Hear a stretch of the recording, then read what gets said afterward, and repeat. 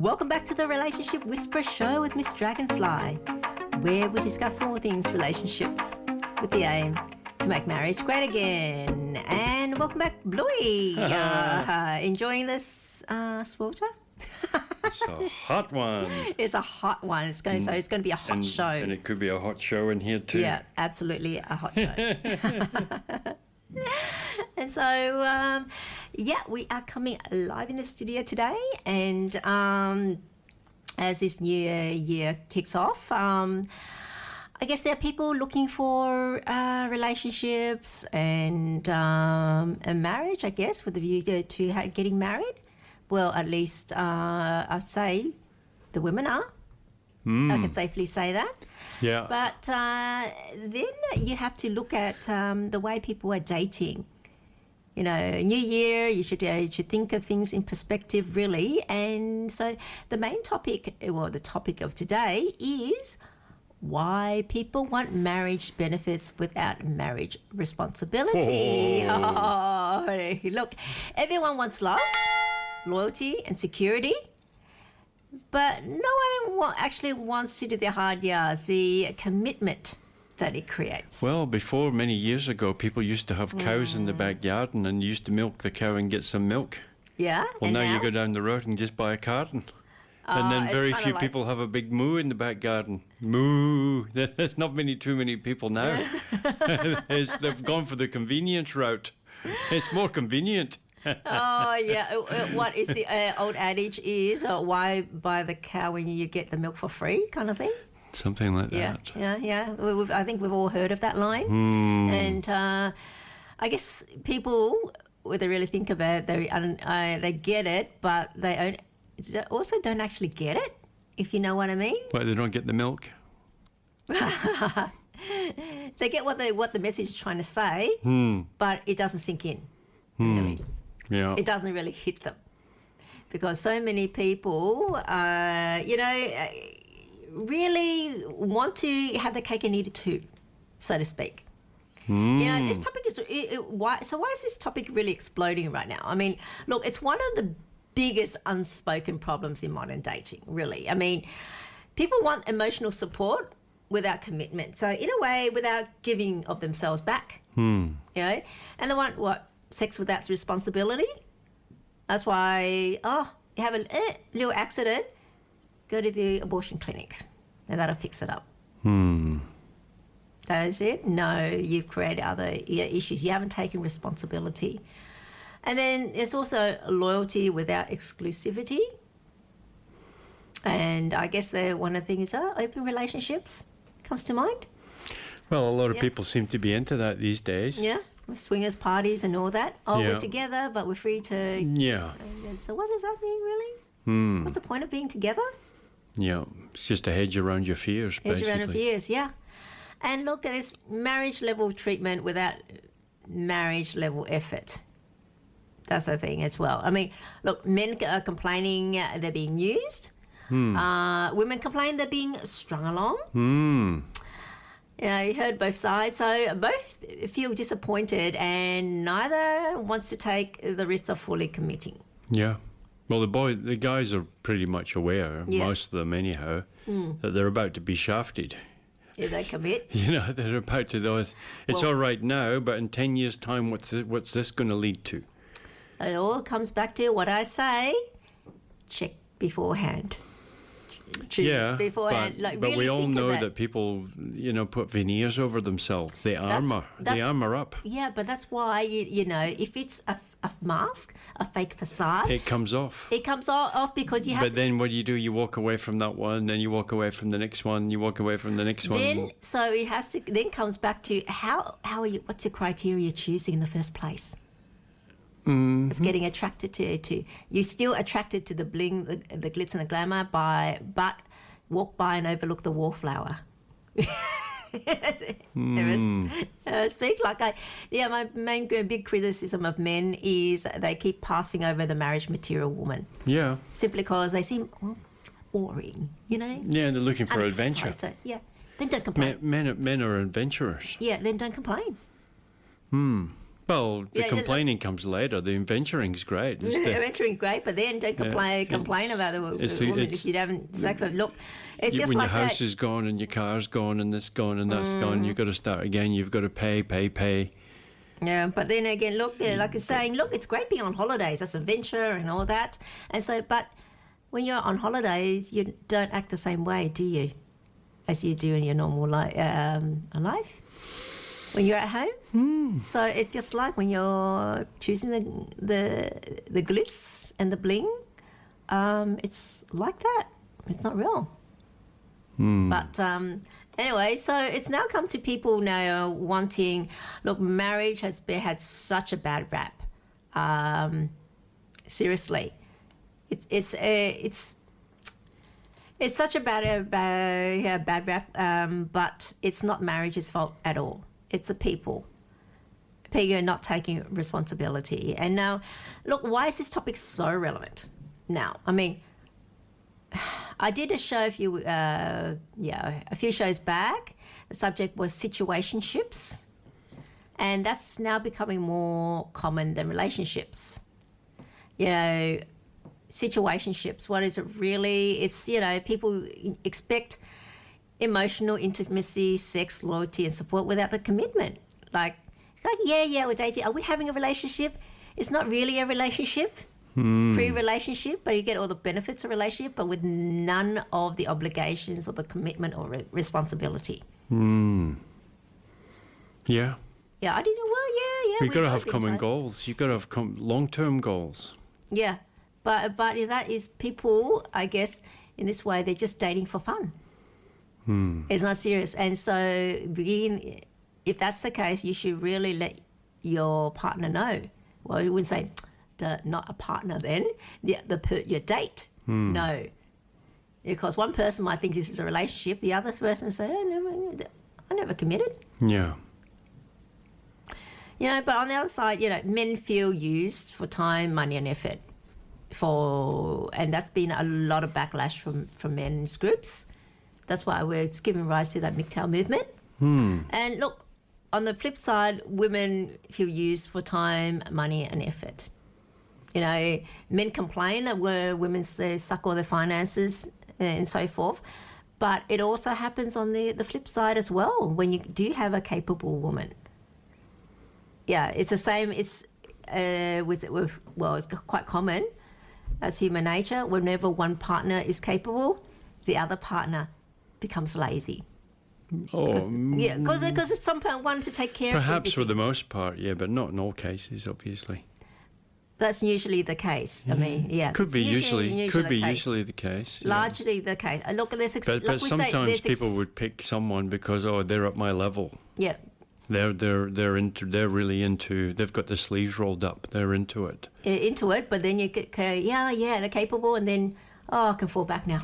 I have a rest, and then the rest becomes nice, feels good, and so they're permanently. Well, they're the person's doing the huffing and puffing, and then they get so used to it, while the other person, it takes care of everything. And then they take on the boss mentality. You pick that up, take that over here, put that over there. And why isn't my dinner ready yet? Yeah. I say. Okay. I mean, it doesn't take you that long to come home from work. Yeah, to cook while I've been so hungry at home. And you look at you just left me hungry. Did you think about me? What was the old starving at home? What was the old Australian joke? A woman's place is in the kitchen. And that's exactly where she should be when she comes home from work. You know, there was a tagline. I think there was some, I don't know, was it an appliance? Oh, yes, that's the thing. Apprentice program for women chefs. Women chefs? Female chefs, yeah. Because, you know, the food industry chefs are male-dominated. Okay, and so they were trying to push more women into it. Now, you would have thought... Highly stressed job, though, isn't it? Normally you would have thought, women, it's more natural for women to be doing cooking. But they can't handle that stress. But they can't handle that stress. But the tagline was, they're saying, women belong in the kitchen. And that major backlash. You know, look, they have the right sentiments in terms of, and the right But it just needs Okay, intention. there wrong. But the delivery just wasn't right. And that can create a whole Yeah, and it mannerism. actually did. It actually did. But, all right. So the knives were out, and it wasn't just in the kitchen, It wasn't just in the chopping things kitchen. up. No, it wasn't. So yeah, look, men feel used, women feel and women feel used as well for different things. Yeah, well, like they've got a clock, haven't they? I mean, it goes tickety-tock. Every day it goes, it's another day lost. Yeah. So men don't think that they haven't been used. Women get used too. Yeah, being strung along. I mean, look, then marriage becomes delayed or avoided, and yet expectations keep rising. And many are playing house without vows and wondering why it ends painfully. This directly undermines long-term partnership, family stability, and trust between men and women. Mm-hmm. I mean, we've removed responsibility but kept expectation, and that's why dating feels so broken. Really, a lot of them are saying, "Oh, we've lived together for so long. I mean, we might as well, what's the difference? Like it's like we're married. I mean, what's the difference with a piece of paper?" Well, if there's no difference, then why not do it? And they come back, there is a very important difference, because they say that, but there's no real commitment, you see. Look, marriage is more than just a piece of paper. Firstly, it's legal recognition of your union. And secondly, it's a declaration. You had a ceremony, you've had a party, you basically stand there in front of your family and friends and then made a declaration that you're going to be together. That is explicit. Okay, it's not like turning up at a family event and say, "Oh yeah, here's my girlfriend or boyfriend," or if they're living together, "Here's my partner." Yeah. It still doesn't have the same status as wife or husband. Okay, True. even though people argue, say legally, like in cases of separation, it's the same as a divorce, basically. But it's just still, it's socially and everything. It's so easy the to get status is divorced different. and so easy to get married these days, where it wasn't the same many years ago. Now it's almost like you can apply online type of thing. Well, not to get married, but more a divorce. At the moment, yeah. But soon you'll probably find that it'll be an AI minister, an AI marriage celebrant that can do it the AI way, It takes away from it. Why would you need a physical person? The AI could ceremony. probably get the words better. Probably. Look, You can choose the voices. You can choose which voice you like. Where there's a marriage celebrant, you get one voice and that's it, unless you can do accents. so look, we want love without risk, sex without responsibility, and loyalty without commitment, and marriage benefits without marriage vows. So tonight on the Relationship Whisperer, we're going to ask the hard question: why are people demanding everything from relationships while refusing to commit to anything? Well, they don't want to sign the contract and be bound to, 20 years of the next 20, 30 years of their life to being broke. But what they spewed out and saying, "Oh, it's the same as marriage anyway. It's just a piece of paper." Then why not do it? It's just a piece of paper. Well, actually, if you're living together, that's in the court. That's a de facto. That's just like a marriage. It's like a marriage, but as long as you've got the front door key for this next, and you live together for 6 months, it's presumed as a marriage. Yeah, I understand, but then the legal status is not the same. Is different. And also the social status. Most importantly, social status is different. Yeah, definitely. It seems like.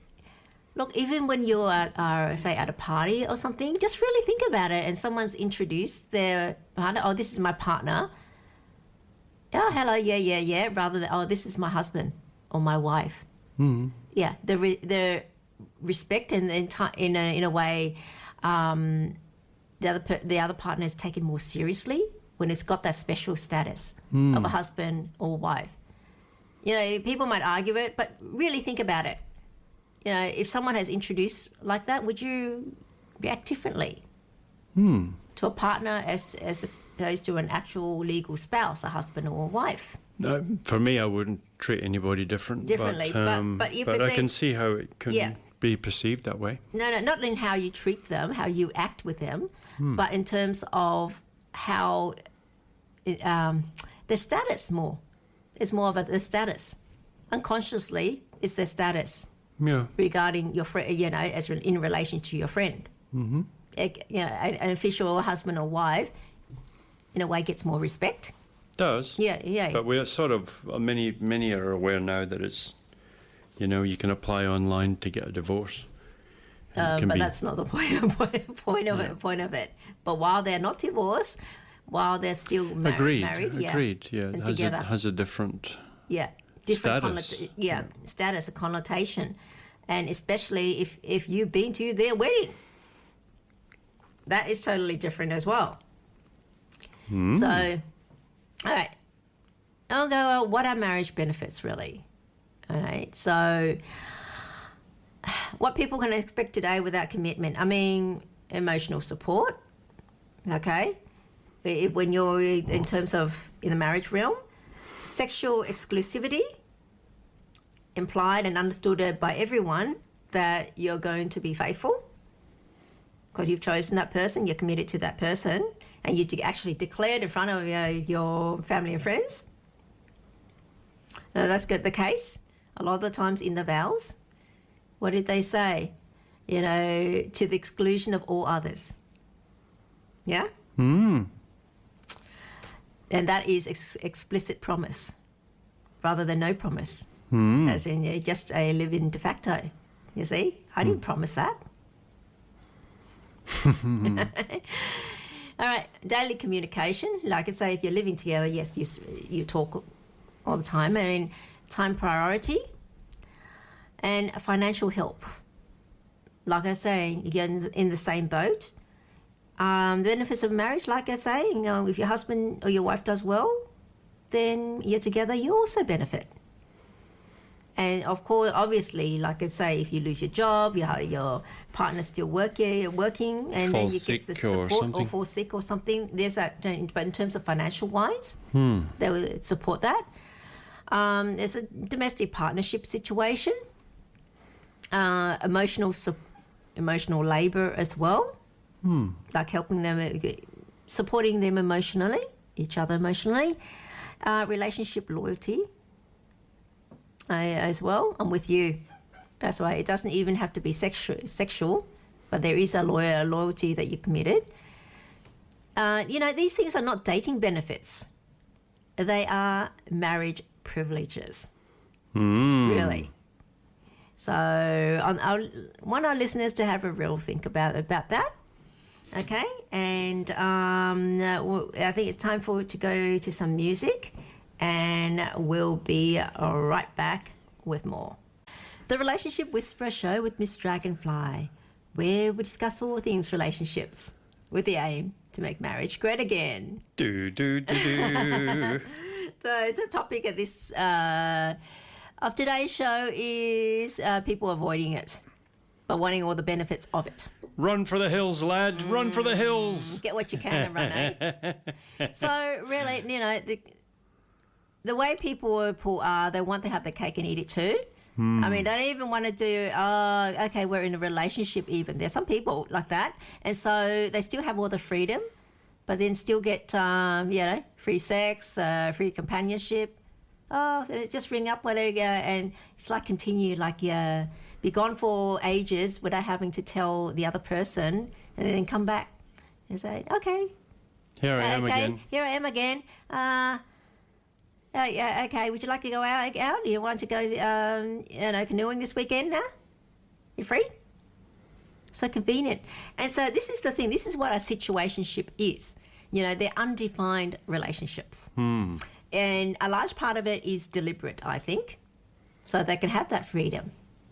So because we're not official, I don't have to be committed to you and... until something better comes along. That is almost an unspoken. Yeah. And I guess sometimes some people are like chimpanzees. They don't let go of one branch until they're holding on to the next one. But, it's kind of like sometimes the other person might not be none the wiser, think that you are in a relationship. Okay, or some people actually unconsciously know it, but they choose to ignore it and hope that the situation would improve. And that's really, really sad. Well, it's better than the alternative. Which is? Probably being alone. Probably alone, yes. They see that. And it's, like I say, it's really sad. Especially then it's like being taken advantage of. One person in the party is really being taken advantage of. They said there's always one that loves the other one more. Yeah, and that is a separate thing. And, that is a really terrible situation to be in if you're the party that loves your partner more than they love you. So really think about it. What happens if that's the case? I mean, you have to give in to your partner more, be more wary of their moods, afraid they'll get angry with you and then probably leave. And then you try put so much in and, try very hard to please. And it just sucks so much, energy out of you and I guess spirit as well. Okay, and you're exhausted emotionally, sucking emotionally out of you. You could grow from it though. No, if you are willing to let go and later on reflect on it. Yeah. But that is suffering. It is. It's a level of suffering. And that's one thing. Probably better off not doing it. Not doing it, really. Though I know a lot of people are hungry for love and wanting affection. A lot of people are lonely out there. Yeah, I mean, lonely hearts band. I'm saying people want love. Okay, love. And they deserve love. Yeah, I mean, you hear people say, I don't want to get married. Look, I don't want to be in a relationship at the moment. I want the freedom or whatever. But you never hear of someone that says they don't want love. No, I don't want anyone to love me. You never hear of that because human nature is, even if whether or not you admit it or not, you want love. Love, I mean, either, I guess, love from your parents, love from friends, close friends, or even love from your pets. People that don't get the love, it's almost like a surrogate person. At least there's someone in the world that thinks you're the greatest thing in the world. Yeah, that's happy to see you every time. Every time. That's why people love their pets so much. Yeah, unconditional love. Yeah. And they never answer back, really. Yeah, but it's almost like a parent-child relationship, isn't it? Yeah, with that. And then that's different love. And someone, in their eyes, you can do no wrong. But, when you've got a relationship with another human, it's different because humans have needs that pets don't.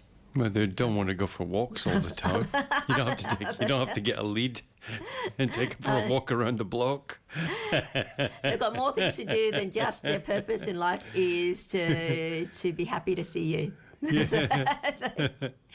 Okay, look, situationships. I mean, there's this mindset of like, let's see where this goes. No, we're not really we're not in a relationship. We'll see where this goes. This leads around the dog park with a leash on. With your date. But the people, our listeners will understand what I mean. If you be I think a lot of people have been in that situation. Whether they're the one that's had the mindset of let's see where this goes, or the other person has happened to them. And I guess why would you have that mindset? Let's see where this goes, because it's not someone that looks good on the surface. Yeah, level. Not good, quite good enough to be your partner. It's kind of like they'll do for the moment. They've got might have red flags or might have things that you don't think are at your level yet. Yeah. Maybe they don't have, in your eyes, a sufficient level of education, or wherewithal, abilities, not the right breeding, so to speak. Yeah, and not born or mingle in the right circles or their type of circles high enough. Yeah, or I guess yes, not being have enough class. Not cut from the same cloth. Not cut from the same cloth, and this is all when they do have this mindset. Let's see where it goes. that a lot of the times they're basing it on the superficial. Social perception or so that, like, differences in class and so they've forth. got short vision. Yeah, and if they do, everything fits, so to speak, socially, I guess, on paper, you look right, but there's niggling things that's not quite right yet. The other person, like they, I think you mentioned a story of someone he lived with his girlfriend, and he'll buy all the food and do all the cooking himself, and she enjoys it. But when the bills come, power bill comes, and then she's like, "What? You're not going to pay half your share?" I said, "Well, are you going to pay half of the food then?" Yeah. Clear boundaries. Yeah, well, yeah. There's not really like a boundary. Like the person people have a conceptualization that they're more important. Or they're something. more important, but not only that. Look, even just you're saying social intelligence have not sufficient to recognize that. Yeah. Recognize, I mean, they've done that for you. To even think about what the other person's done or the other person's input to take consideration, but they know exactly what they've got to do when the bill comes. Don't lay it all on me. Retreat to the bathroom. Yeah, so those little things in personalities are things that can put doubt in your mind. As I understand it, I mean, he went on holidays on his own. Or something on a trip somewhere, and he's actually relieved. I think, guys, to have some time alone, time away from her. Yeah, that's not a good sign. Not a good sign.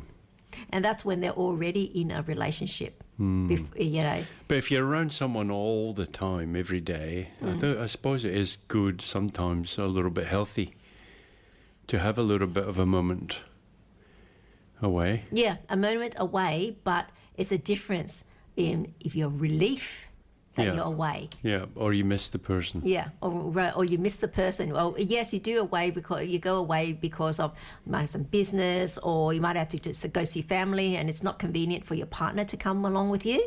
Either they can't take time off, or it's not appropriate in that situation for some reason.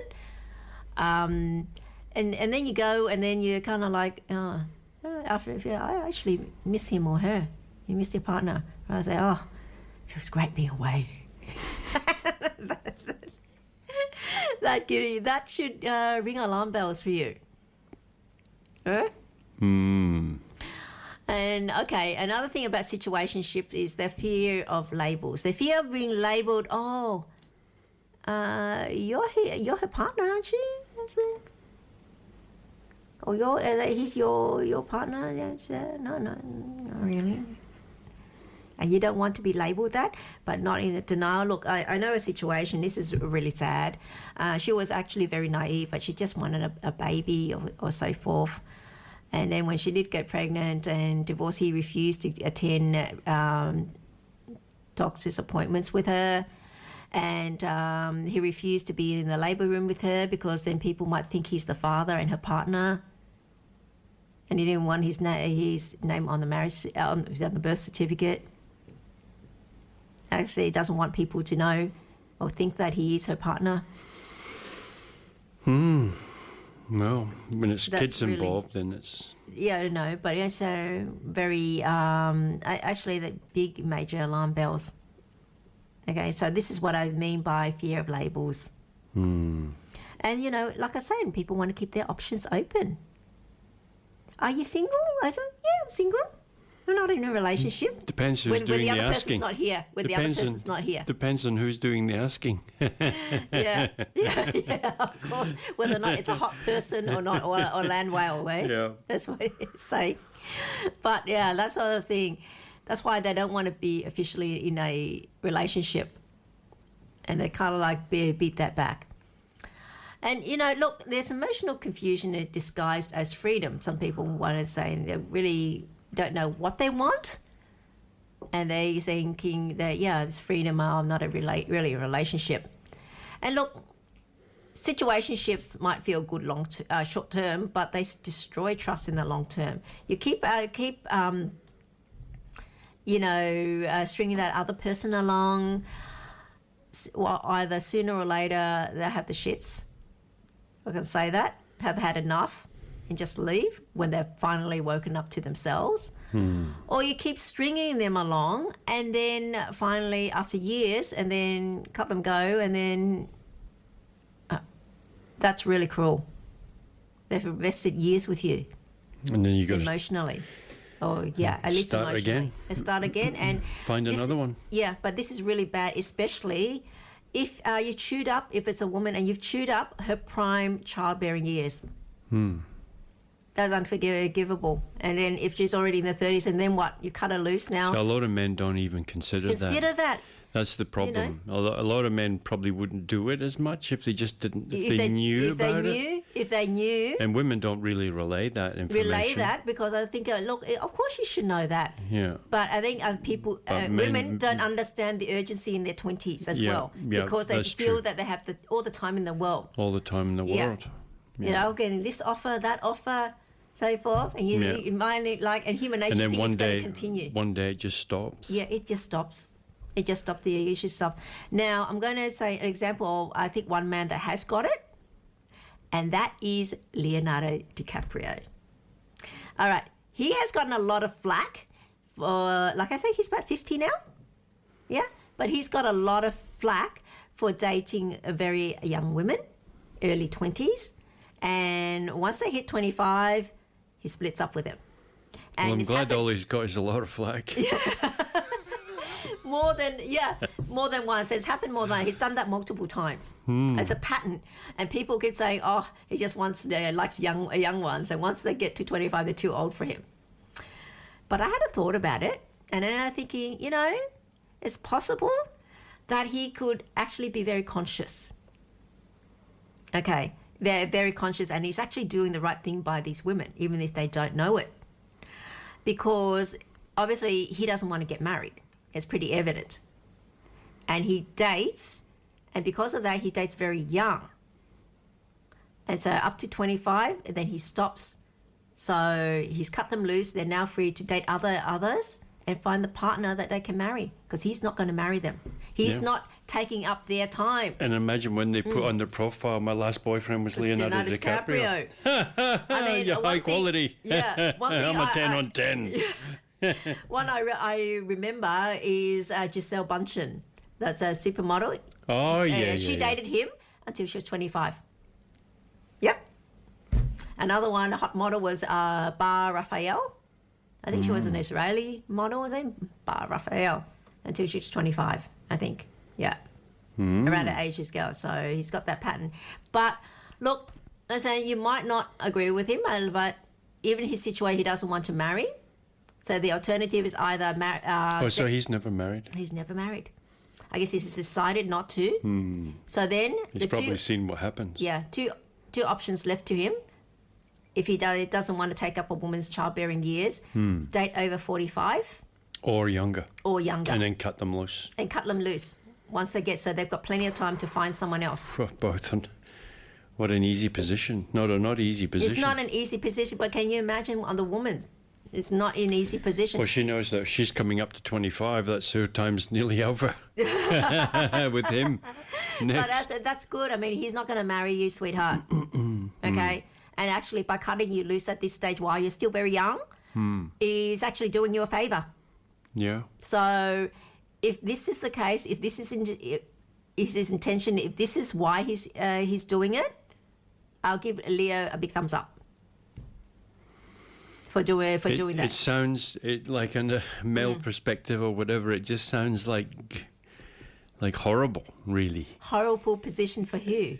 Yeah, but it's actually probably a bit of a service when you think about it. Because imagine if he had stayed with them till they're 30, and then that's it. They spent. Yeah, and then he's done with them. Nobody wants them because they can't bear any children. Well, because it would take them some time to find someone else, and a few years, and then once you meet someone, you have to spend like a amount of time to develop the relationship, get to know, like 2 years before marriage is. and then to conceive again as well. Yeah. It's like 6 years. So they'd be about 36 by the time she starts trying for a baby. One girl did a count up, and she says, look, if I want to have babies around about 28, I've got to start dating at 19. Yes. Because I'll have a relationship and it'll probably go for 2 to 3 years and then that'll end. And then, if I'm going to be on the dating scene. Could be 1 year, 2 year date on the dating scene. And then I find someone for commitment. Then that's another 2 years, and that's not even guaranteed that that's going to work out after 2 years. Of course. And so then I'm up to 25. Yeah. And then if I have a child then, that's 26, and there's 27, around about the 27 mark. To have another one that's 29, it's like, I haven't got no time to lose. You got to start dating at 19, type of thing. So yeah, it was laid out, like the timelines. And so I think that you're right. A lot of people, a lot of young women don't realize their own timeline issues. Yeah. And also they fail to relay the importance, because they probably don't realize the importance at the time, to the guy, because the guys for the most part, have no idea. Have no idea. They never think about it. They don't think about that. But the problem is the women, because they're But it makes a lot of sense. It makes a lot of sense. But the problem is the women in their 20s, they're young, they're inexperienced. Yeah. They don't understand. No one's taught them. Yeah, and no one's taught them. They didn't listen to this show. This is a show, and that's why I have a big beef with parents. They should be telling. Yeah, they teaching. should be. Yeah. But either fear or saying, parents teach them many things, driving and how to do this, how to do that, wash their but clothes, not the whatever. important things in life. But not the main thing. Main thing Be in careful. life. Be careful. Do you want children? I say. And if you marry the wrong person, it could be a disaster. Yeah. So, sounds like a good matchmaker is required for society.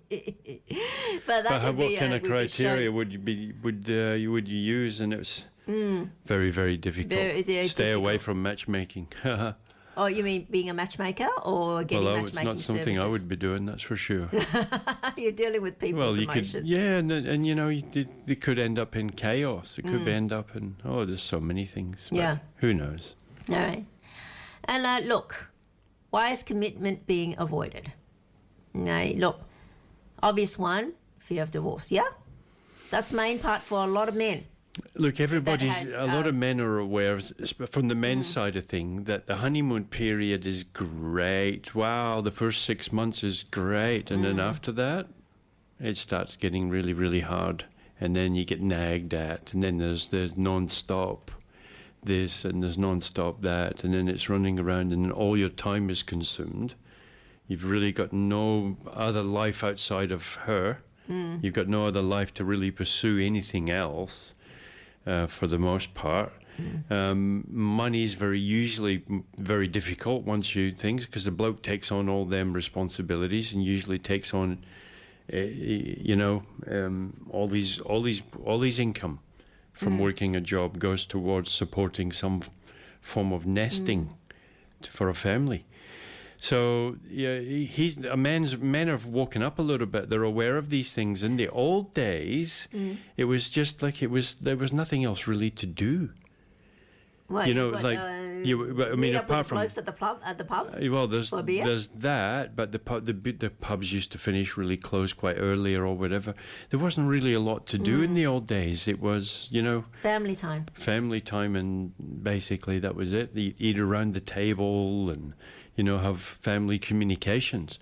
But that seems to be vastly disrupted into modern society. If you notice how many people are glued to their phones, glued to the screens. Now, what has to do with, what kind of impact has that had on male to female sort of relationships for permanency? It's a massive disruptor. In the old days, that you'd have to meet someone, you'd have to go to the local disco. Yeah. The local ball or something, or maybe in the pub, but that was local dances. Local dances, or a disco. Mm-hmm. And outside of that, there was virtually no way, and there was no mobile phones. So if you wanted to ask a girl out, you had to either wait till you met up with her when she was walking out of the shop somewhere. Bump into her, you had to go up and knock on the door. hello. Or they meet at church, outside in church groups and after church service or things. And that seems to be acceptable. Very difficult. Very difficult. So people would get married and there were the things, and then there was no real way to go outside of that marriage, because you would live in a small town or an area or vicinity where people didn't travel as much as what they do today and as fast. And so they were sort of in that vicinity and people used to know each other. And if you ever noticed, like as soon as somebody come to your door, all the curtains would be moving, all the sticky housewives, they're all at home. Yeah. They're all at home, and Yeah. they're all sort of like, and women really love to gossip. That's one thing that women are really good at, is gossiping. And so they sort of look out the window and say, oh, she was with the milkman, or she was with this guy come to the home. Oh, I wonder what they were up to. And all the rumors were spreading. It was like a sort of like a mini soap opera, but on your own street. You had your own soap opera going on. And but now it's radically changed. You know, it's radically changed. And for the most part, people would make that kind of commitment for better or worse or whatever. Now it's still, things get difficult and then I'm out of here, you know, type of thing. And so where does it go? We don't know, but the key is to choose wisely. Yes. Yeah, choose wisely. Look, you know, I say, you know, obvious fear of divorce, and fear of emotional vulnerability. Really, you're subject to the other person. I mean, if you're in a marriage, most people, we've got all these fears in life. If you really look at it and break it down, we're scared of a lot of things. Scared of dying, scared of, you know, approaching, scared of being alone. We're fearful of being broke. We're fearful of this, fearful of not having enough. And with another person in your life, with intimacy, then these fears are subjugated, especially if you're around a strong person. So usually what you'll find is that women seem to be, for the most part, sort of outer positive but inner negative. Oh. You know, it's like or outer you know, it's like they're, women doubt themselves. Like, do I look fat? Do I look this? Am I going to make it? Am I going to, you know? And they've got all these niggling doubts going on. And usually, what a man does is, no, snap out of it. Don't be silly. Yeah, your bum doesn't look big in that. And then all of a sudden, the woman goes, oh yeah, I can do that or whatever. Yeah. And so men are the opposites. They're you know, outer negative, inner positive, or whatever. There's a cross correlation between the two, and so men can be the grounding presence for the woman, and the woman can also be of great benefit to the guy. Well, first and foremost, was women that keep men on the side of good. If men weren't in relationship with women, there'd be a lot more criminals running around. Yeah, women keep men good. Good, yeah, you know? Civilized men. Women civilized men. Yeah. Yeah, definitely. There's no doubt about that. Yeah, I mean, in the old days, I mean, men socially, they were not allowed to swear in front of women as well. Yeah. You get that? Mm-hmm. Oh, you use that type of language in front of these ladies? Yeah.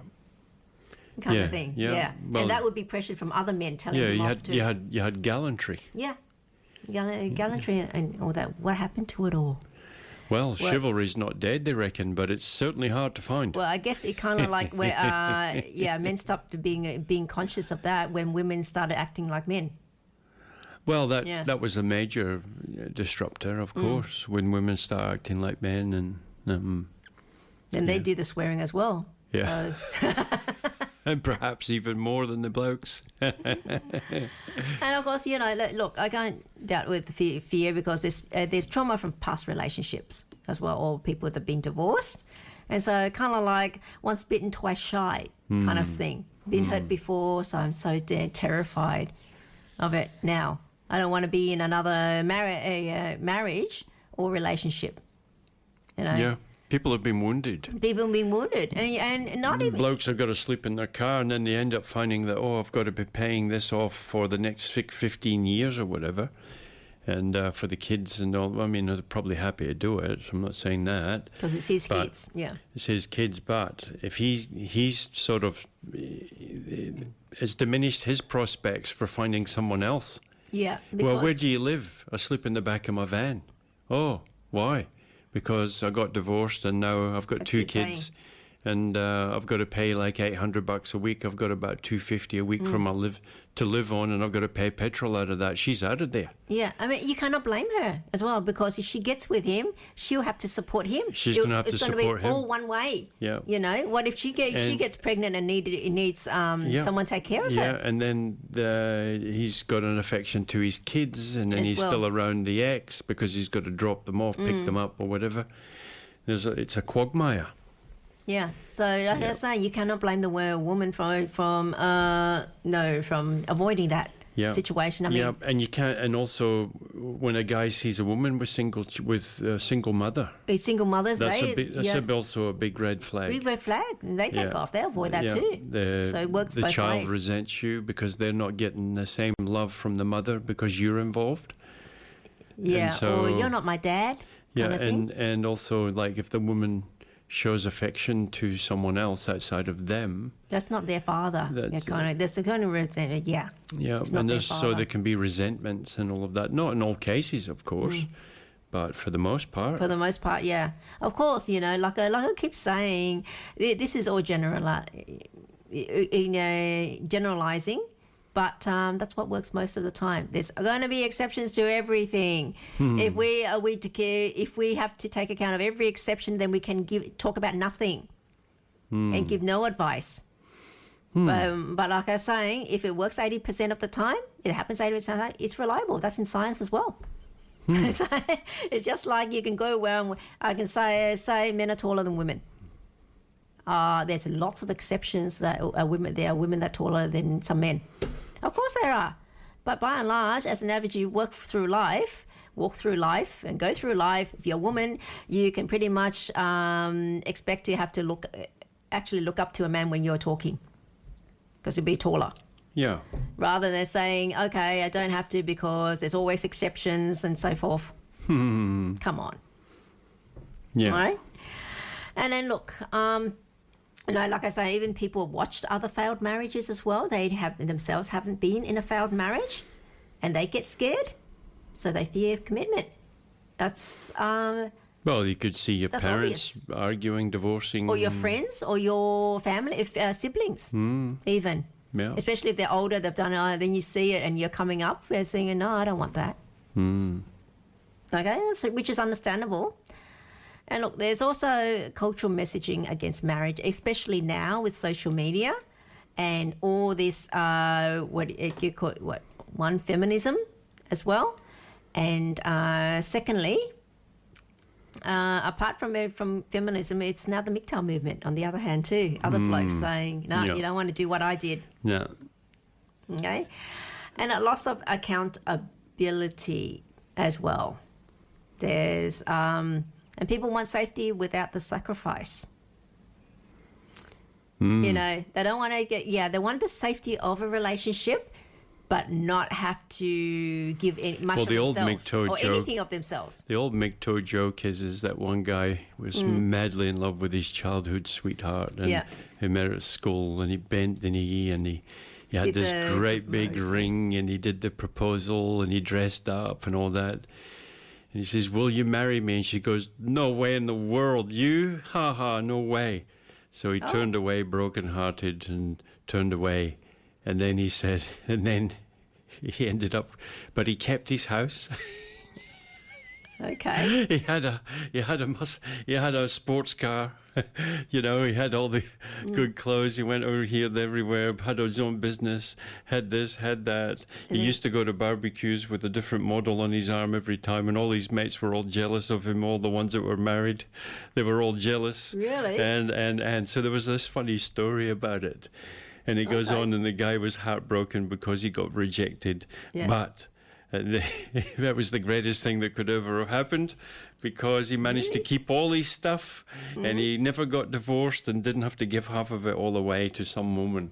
And he used to get all the glamours on his arm every weekend, and he used to go out all these places, and he had heaps of money because Of that. he didn't get married, and that was the MGTOW joke, and it was really funny when we first heard it. Yeah, That wasn't. no, a it was story. actually a joke, but it was set up like it was a story, Yeah. like a real person. But it was on the MGTOW show, and Was that it was Tom Leykis? hilarious. It was hilarious. Was that Tom Leykis you were talking Think so, about? yeah. Tom Leykis in the US. Okay. He was sort of the pioneer of the MGTOW movement, men going their own way, by the way, if anybody doesn't know what that Yeah. acronym means. So men going the MGTOW or whatever, yeah. MGTOW. And men going their own way. They're not playing the game anymore, you know. Look, as you show, you've relayed many times that if marriage between a man and a woman, if they're a team and they get it right, it's probably the greatest gift. Yeah. It's like left hand, right hand, Yes. and trying to do everything with one hand. You can't even hardly pick your nose. Yeah. But the thing is that if you get it right, it's great. But if you get it wrong, I'm not You a swearing person, Pay for it. but it's sometimes a swear word might be appropriate in these instances. I think maybe get the message, people. And divorces are on the rise, it seems like, and divorce lawyers are, minting it. yeah, they're in the mint, yeah. And so, where does it all go from here? And it seems to me, in many instances, the whole marriage sort of scene is like a big sort of, what could you say? You know, like, for example, diamond, you got to buy an engagement ring, 20 grand engagement ring with a big diamond. Well, that rock really probably has only cost about a few $100. Well, especially with the diamond market It's the crashing sentiment. It's the sentiment. Oh, you bought me a 20 grand ring. now. Yeah. Wow, you're serious. You're showing your love. Yeah. The depth of your love is keep deep. the ring, but get me a car. You know, maybe Maybe be more practical. maybe more practical, because and then also when you look at all the other things that come behind it, like there's all these commitments you got to make. Oh, you got to get a cake, you got to get that, you got to do the things, you got to do that, and all the I mean, obviously having a party and then celebrating that moment is lovely. It's beautiful.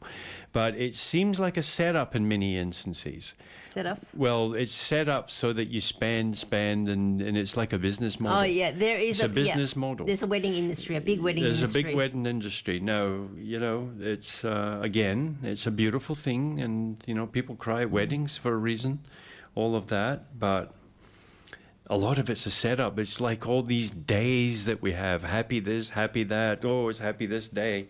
Oh, and you're committed to go out and buying these gifts for people. Now, buying gifts for people is a lovely thing, and it's beautiful. But do we have to be told when?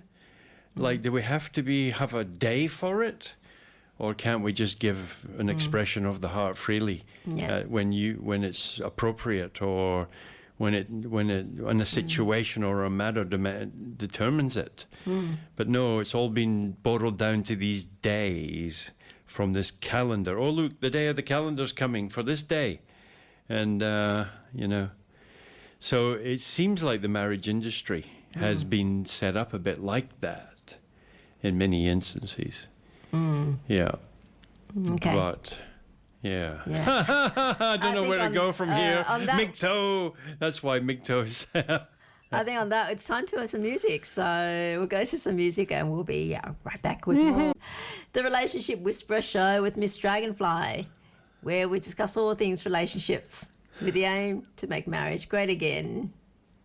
I gotta say, Chrissy Brinkley was hot. Yeah. Well, she was an uptown girl. She's apparently. uptown girl. So, all right. So, situationships and wanting marriage benefits without the responsibility or the commitment. It does hurt men too. This. Oh, it does? Yeah. I mean, because look, men often provide time, money, protection, and leadership. Yeah. Yeah. In a relationship, that's not a marriage. They still do. Okay, they end up acting like the father figure, or they act like husbands, but they're not actually a husband. They don't get that actual status of being a husband. So I really wonder, you know, in a social situation, people say, "Oh, are you married?" They can technically say, "No, I'm not married." So the implication is they're single. Yeah. You know, and especially in a situationship, yeah, they could really say, "Yeah, I'm single." Well, no, I'm not in a relationship. They can say that. It's not actually a relationship. Yeah. So then they're free to play the field, so to speak. Though they themselves feel that they're free to play the field. And look, you know, men in a relationship, they do delay their own goals for the sake of a relationship, at least the good ones do. And they can become emotionally drained. You know, and as a result of all that, men withdraw, they become guarded, or they just stop investing in the relationship. Because they're not in a relationship, it's not official marriage. They don't get an actual status of the husband. Okay, and though it does hurt women more, but it does hurt men as well. And this is how it hurts men. Many people overlook it. I don't think of it, those terms, but it does. But also, yeah, it hurts women. So how does it hurt women? Because women often give intimacy in a relationship without the security that he'll commit. They give out of themselves hoping he would commit. Yeah. Yeah, a lot of times it's happening. Yeah. It's happening a lot of times. And that is very sad. And men either don't, are not aware, or they don't care. That's true. Because there always seems to be a next one. Yeah, a next one. And it's just sex, you know, Yeah. or what they expected, they demand it. You're in a relationship, you have sex, what you think it's a bargaining chip, or you think I'm going to marry you just because we have sex, we've had sex. It's pretty horrible, isn't it? Yeah, it's horrible. Yeah. It seems like there's some, I'll give you love, or I'll love you as long as you adhere to this. Yeah. Or as long as you keep this level of bargaining. Oh. Or something that's a really major red flag, the really bottom. I said, I did. How could I love you? I mean, you didn't get me that takeaway that I asked you to get, or the takeaway you got me wasn't that good. How could I love you? Yeah. Come on. There's a lot of that. Yeah, and look, and women often they do bond emotionally without clarity. I mean, without being given like clarification on the relationship status. Like you are my partner. Before even that's been given, or they do it in the hope of it, or even before the marriage. Yeah, even they do bond. Yeah, women bond emotionally. Yeah. And, you know, they could, like what we mentioned previously, they could invest years without the commitment, hoping that he'll commit. But doing the investment, investing her time, her energy, and her youth. Those years are very precious. I mean, I'm going to have lots of men, I know, are going to argue that point, but men are unaware that her fertile years are very precious. Yeah. And men are not valuing that, and they're saying, and the women are unaware. So, I mean, a lot of men would criticize, they were playing the field in their 20s. There were men they wouldn't even look at then, and now they go seeking those very men that they previously rejected. Yeah. And now we laugh at them. Yeah. You just, if you've got a phone number or somebody, you just wait long enough and they're calling. But, you know, it comes back to immaturity in the 20s. You weren't mature yourself.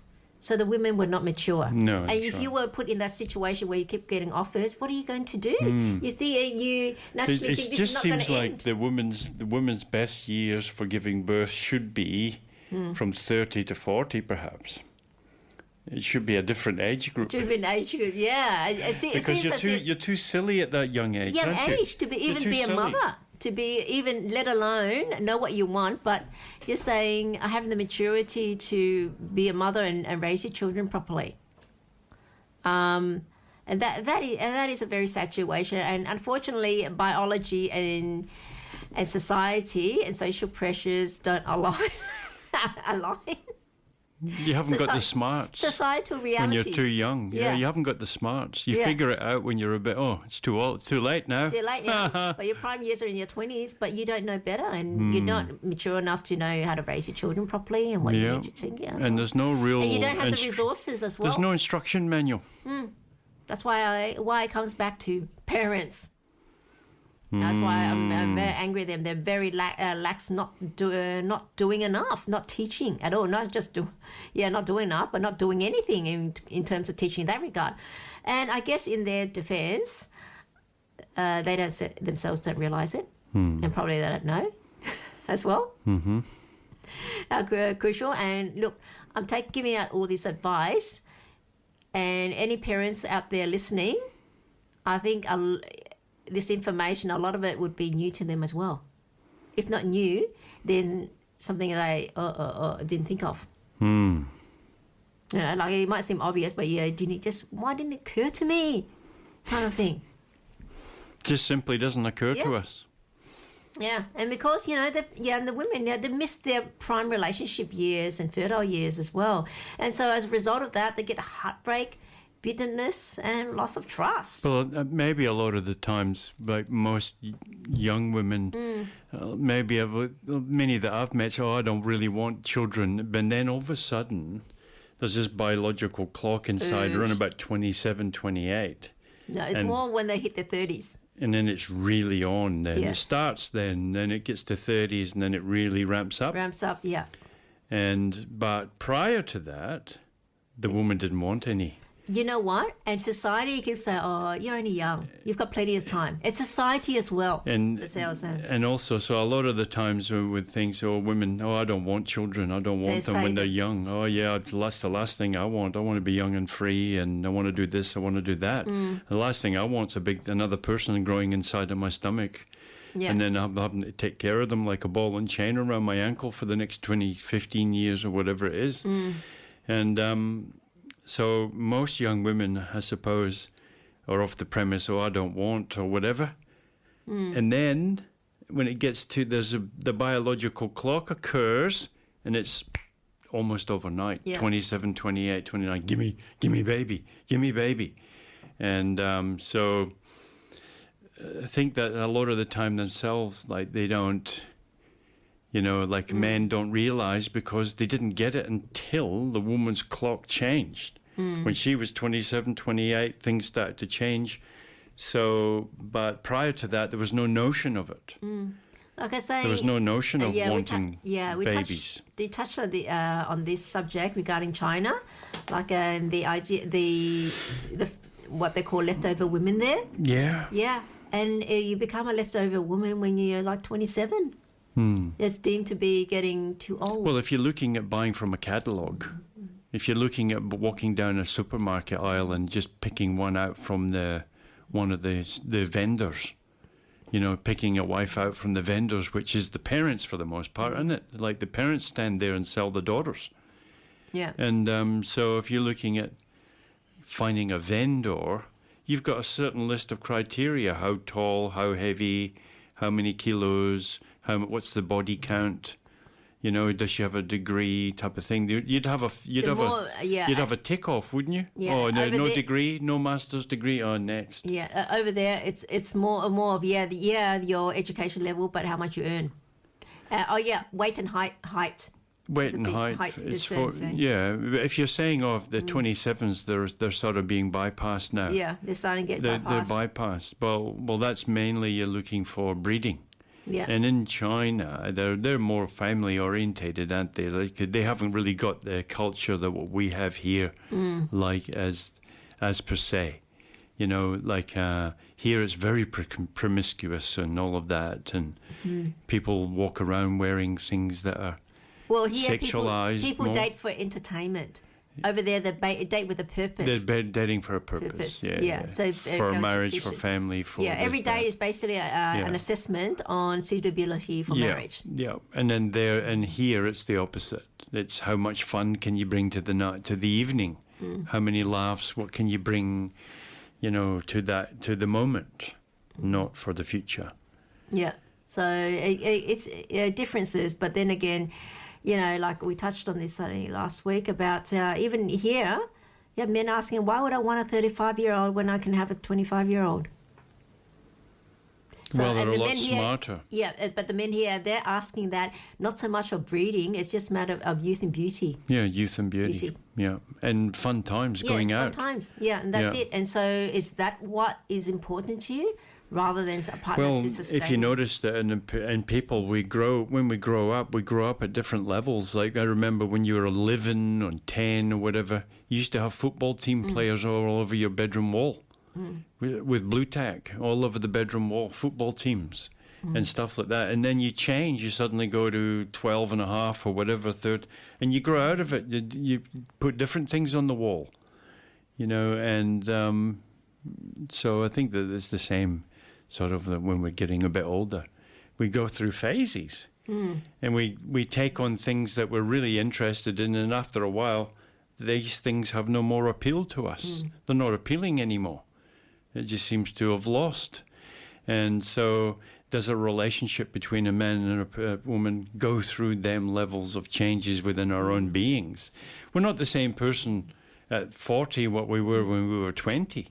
At 20 we had these desires and dreams and hopes and all that. And then at 40 they've radically changed.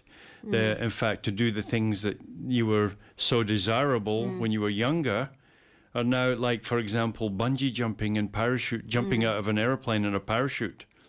You know, when you're 19, 20, 21, whatever, yeah, let's go parachuting, woohoo! Let's dangle off one leg off a cliff and see who can withstand the longest before the blood rushes to your face. Some crazy things like that. But when you're older, you go, no thanks. No thanks, yeah. No thanks. I'd rather stand on the safe side over here. Yeah. And I can something happens. And I can see like a myriad of vulnerabilities with what you're proposing, and I'll decline, thank you. Yeah, and not only that, you realise how much you've got to lose. Yeah. Yeah. And so when you're young, you don't notice it, don't see it, and virtually nobody can tell you otherwise. Yeah. You say, I've got this, I've got it. You know, until you're hurtling down the side of a cliff somewhere and go, oh, not quite the case. So, yeah, so we change. Yeah, we you see, and do we change with that person, or do we change in other directions? You see, so I suppose when you're looking at a long-term, till death do us part, as it says in these recitations of marriage, till death do us part. Well, there could be many forms of that death because they can go through a myriad of different things. So, this game of life, it's not easy. So why is this destroying marriage? You know, wanting all the benefits of marriage without committing to marriage? It's because then marriage becomes unnecessary, or it's deemed being unnecessary. If I can get all the benefits without being married, then why do I want to get married? You know, having that commitment. And then, you know, commitment loses meaning to actually commit. It does? Yeah. Why? Well, how does it lose meaning? But, if you've already got the benefits without the official commitment. All right. Yeah, you know. Well, not if you want to maintain the benefits. Well, then one partner has to arc up and say, and not allow that. I say, You want all that? You have to marry me. Okay. Well, if you like it, you should have put a ring on it. Isn't that the way the song goes? Okay, you should have a ring on it. So I don't believe in marriage. Oh, you know, it's just a social construct and blah, blah, blah. And I think to me, people that say that, especially the men, it's just trying to excuse for them to wiggle out of getting married. Yeah, that's because right. they don't love that person enough. They don't really actually want that commitment. Yeah. So no two ways about it. There's no grey area. Yeah. That's why they don't actually want it for the most part. Yeah. You'll see that most men don't. They'll run away from it, avoid it as much as they can. Don't want to commit. Yeah, as much as they can, they'll avoid it as much as they can. They don't want to commit. Yeah. And I'll dare say that most marriages have been pushed on by the woman. Because otherwise the blokes probably would just never do it. Unless he's religiously orientated. Yeah.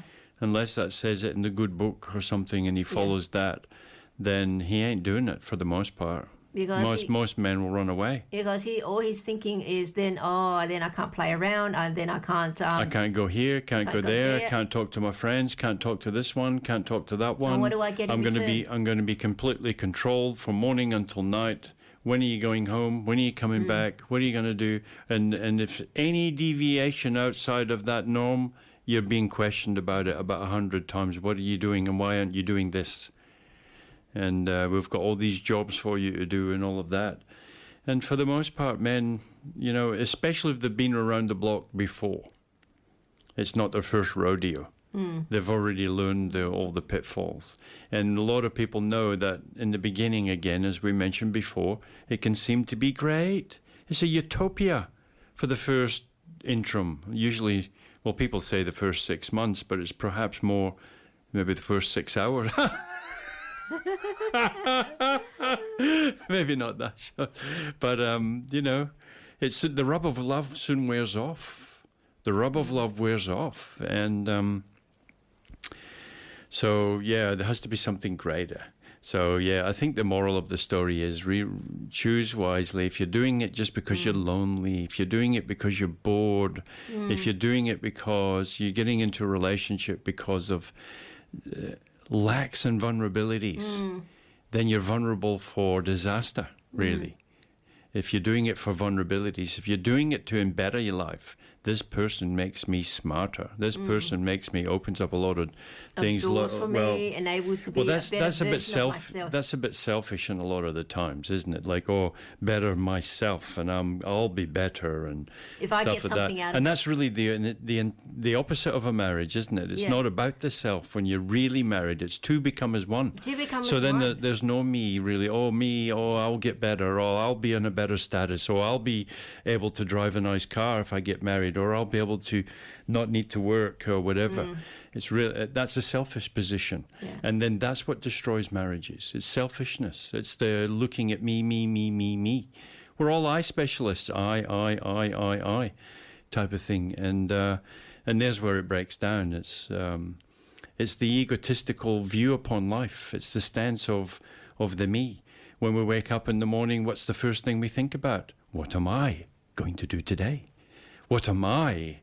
What's in store for me today? And all of it comes following forward from that position.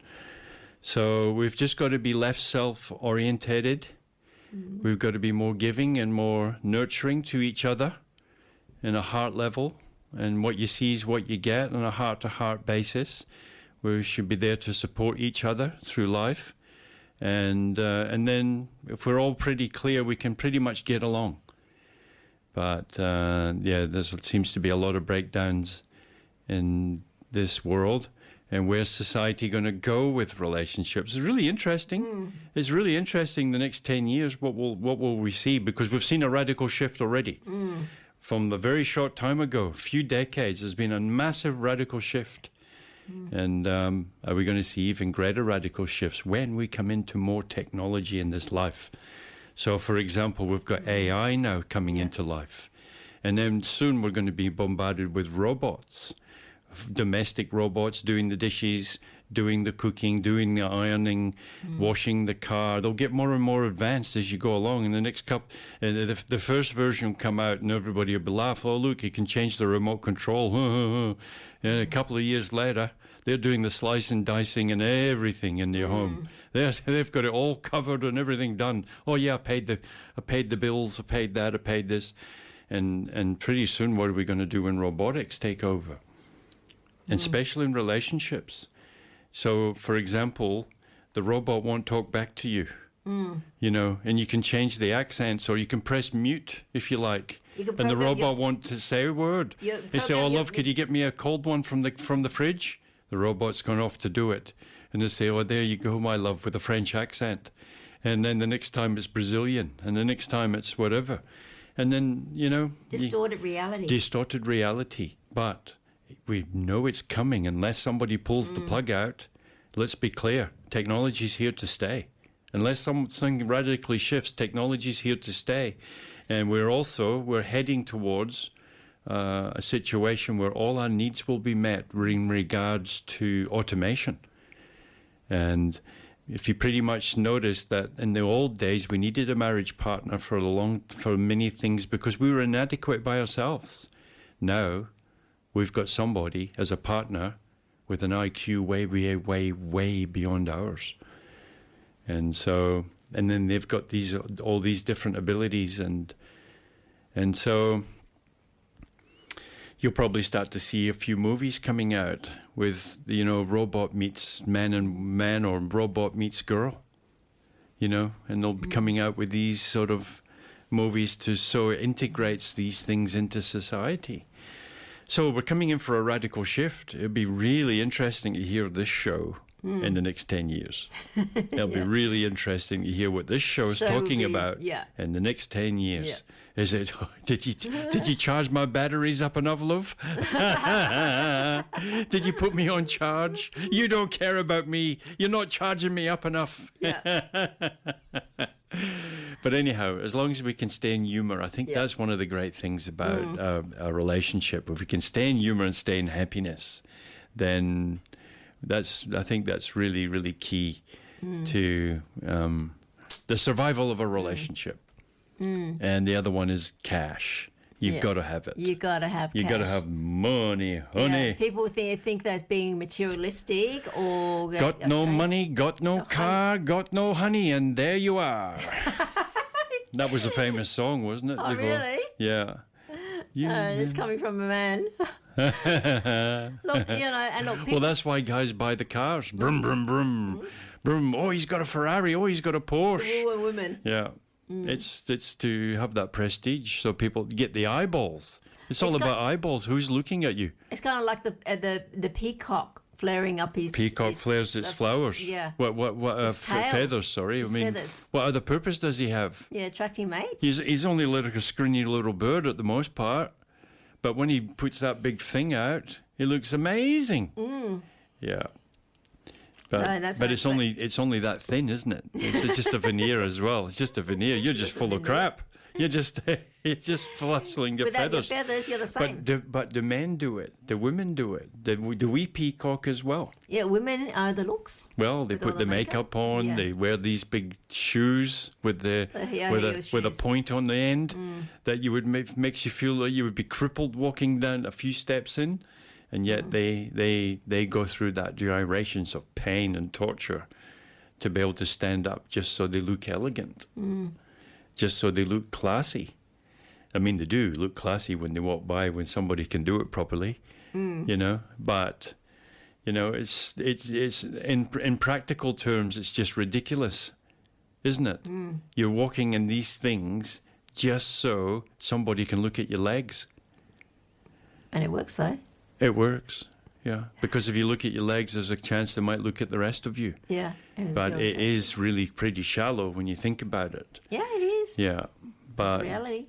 That's what the peacock bird does, doesn't it? I mean, the feathers are only that thick. They're not there's no substance to it. I mean, you could snap them with your finger. There's no substance to them. But they look nice and pretty. Yeah. So, yeah, look, people do emotionally burn out before marrying. They give up themselves, and then either the relationship fizzles out before they actually get to the marriage stage. Well, usually they've already lived together. Or they've already been together. They've been around like each other for a few years already. Yeah.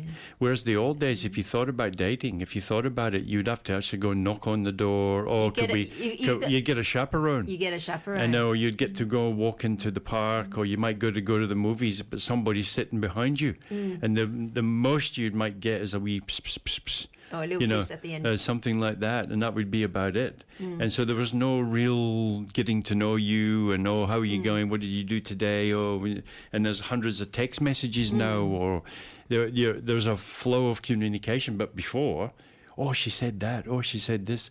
You're hanging on to that. And there's no real getting to know you. There's no real, it's only, you like the person or whatever. And, you're chaperoned. You're chaperoned. So there's no real, but at the moment, you're in a relationship, couple of years, you pretty much know everybody else's life inside out. But this is the thing, when people get everything without vows become optional. Think of that way. Yeah. If you get everything without vows become optional. True? Well, that's pretty deep, isn't it? Yeah. Yes, so that's why I Vows want our become listeners to really optional. think about it. And Vows so, become optional. look, the role of boundaries, Imagine really. they should do that for marriage celebrants. Should say optional vows.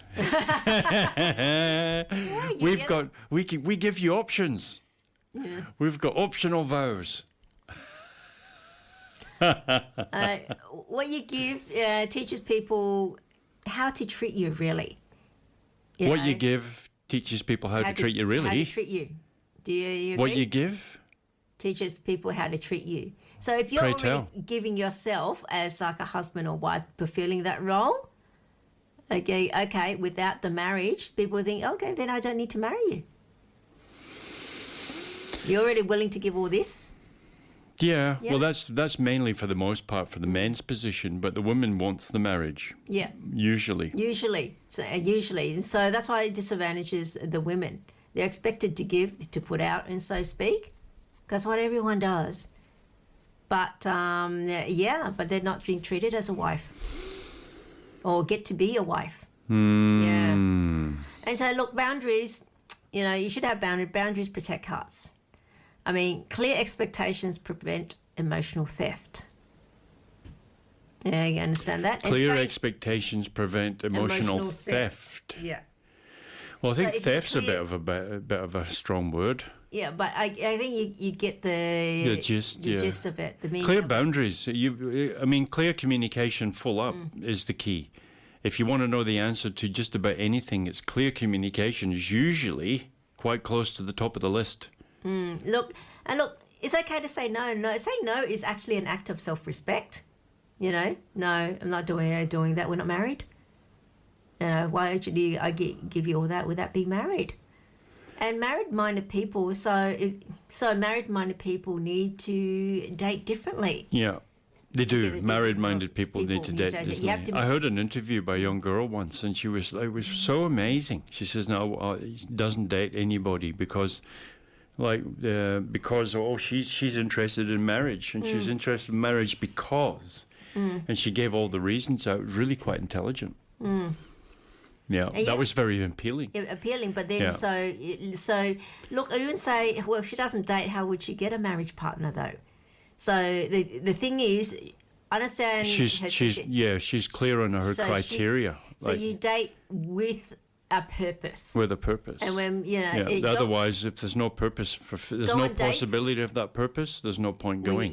When you're dating, make it clear that is your intention, is married. Yeah. And then you'll filter out so many, because the ones that just want to play around, they'll be gone. And also a young man who's looking to marry, is looking to get married, or wants to bring us level stability to life and all of that.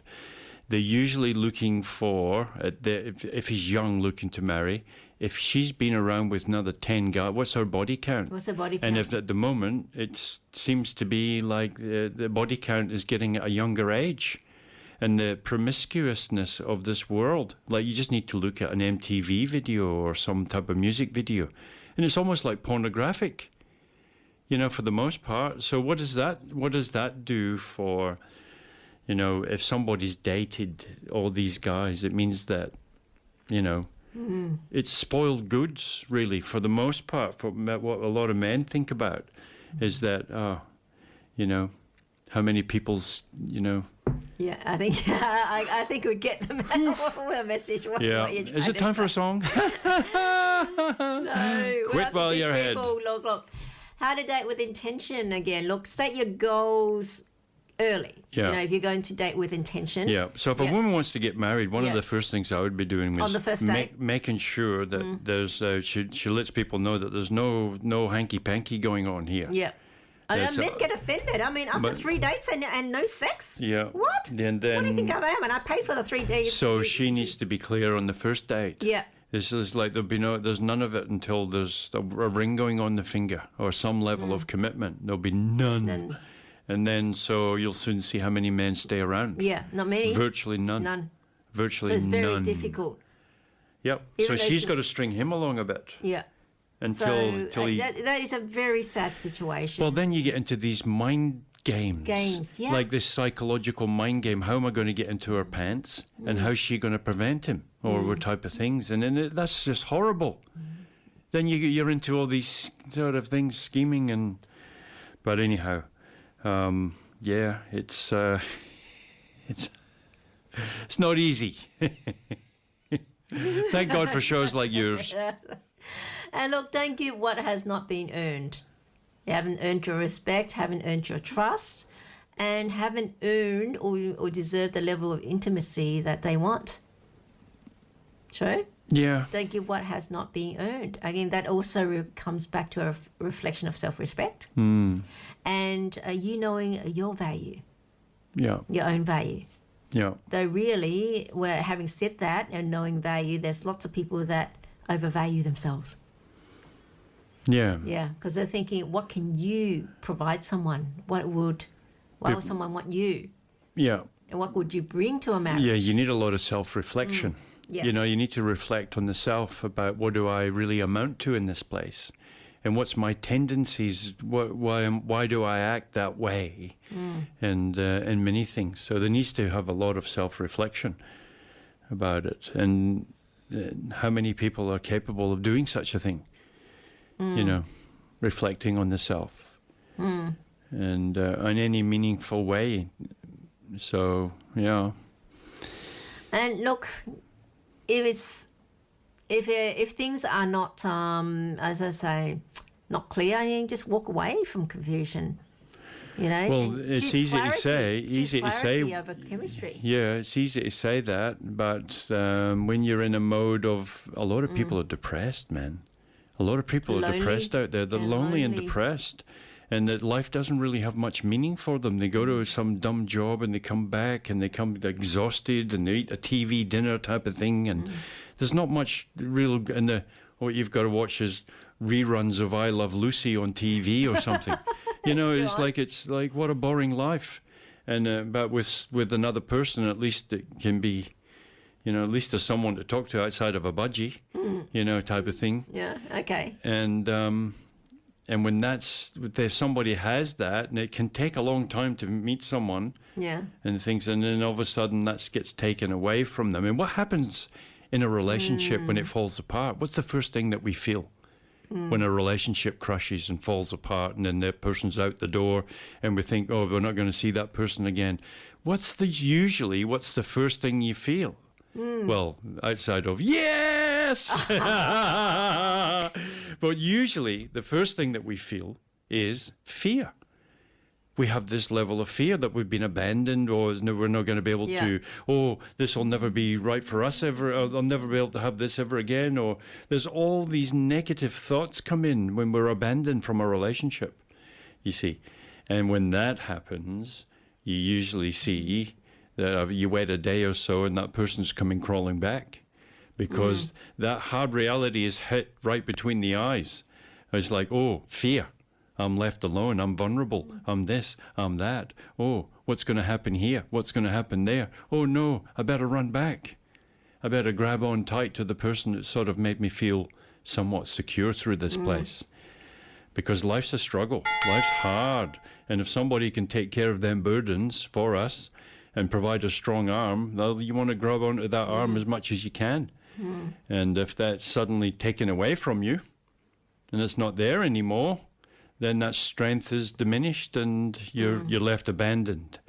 And so that is a hard reality for many people, and many times they'll put up with anything just to avoid that. Yeah. Because people are depressed a lot. People are or they're acting like they're depressed. I think happiness is already the case deep within us. But but I think we're play acting because of all the stresses and things of life that we get bogged down with it all. And that leaves some level of depression. So being with another person can subjugate a lot of these things for us. Or they can amplify them if you get the wrong person. Because you can become more broke. If you marry somebody that goes out and spends everything that you ever earn And then they're not happy until you go to the a la carte, and you drink, the best bottles of wines and all of that, and then the next thing you know, your bank balance has run right down. But really, the final things I have to say is, look, we're dating with intention, especially for the men. Please respect timelines. Yeah. A woman's timelines. Yeah. And also a woman has to be aware of her timeline as well. Yeah, and she has to be able to clearly communicate it, because blokes really don't figure it out. But, a lot of women fear communicating that because he'll be a runner. Take off. To take off. And most of the time he will. Most of the time he would. Yeah. Yeah. So it's being clear on your boundaries, being clear on your intentions from the beginning. Yeah. I'm here for marriage, and I'm not interested in being the town bike. Yeah. Yeah, town bike or wasting my time. Please do not waste my time. Yeah. And men, please do not waste a woman's time. If you don't want to marry and you want to date, have fun, avoid women of there's plenty of women out there that want to do that as well. Prime childbearing years. Yeah. Date over 45s where childbearing is no longer an issue. Yeah. Okay, or the very young, or you can do what Leonardo DiCaprio, a bit, and then bye-bye. Let her while she's young enough to have lots of time to find someone. You need another chapter in your book. I do. Okay, and look, what I'll leave people with. And well, you're going to leave us. See, she's talking about relationships, and there she goes. She's going to leave us.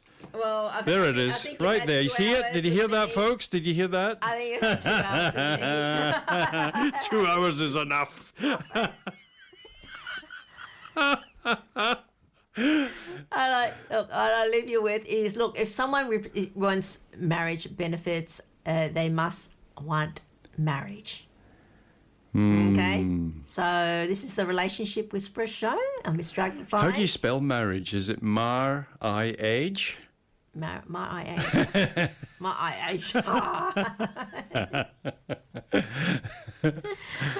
And yes, let's leave marriage benefits behind for the real thing. And thanks for coming and joining us today. We'll give you your insights. Okay.